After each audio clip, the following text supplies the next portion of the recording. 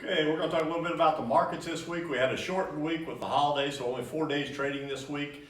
We did see corn and beans both rally this week. We're up about 7 cents in corn, 8 cents in beans. Some of the highlights this week are the closure of the Illinois River. We've got flooding in the Illinois River, which is a little bit of an issue because the Army Corps of Engineers is going to take them down on July 1st for lock repairs. So most people had grain backed up trying to get it shipped out in June. Now the river's shut down. So what's happened with TGM is that's improved the St. Louis basis a little bit. We've seen really good basis levels over in St. Louis because they can't bring that grain down the Illinois River, so they're picking it up in St. Louis. So that's been a positive from our aspect. So a little rally in the market, a little rally in the basis. So we have improved our basis locally about 4 or 5 cents this week, which is a real good improvement. Took a little trip up to Minnesota over the Memorial Day weekend, look at the crops on the way back.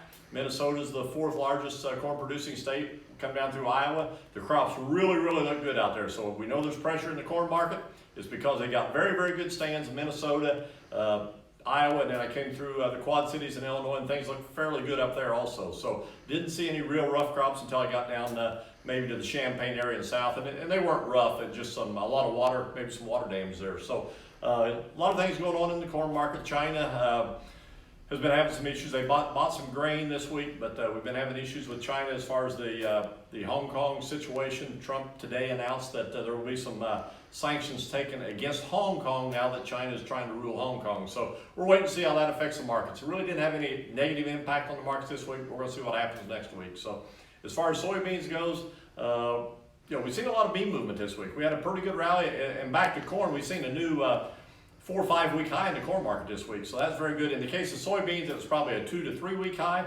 Basis levels came in once again. They're still buying hand to mouth. There's not a lot of beans moving from producers. We did see a little movement this week, but not enough to affect the basis. So bean basis is really good down at Mount Vernon, Indiana at the processors.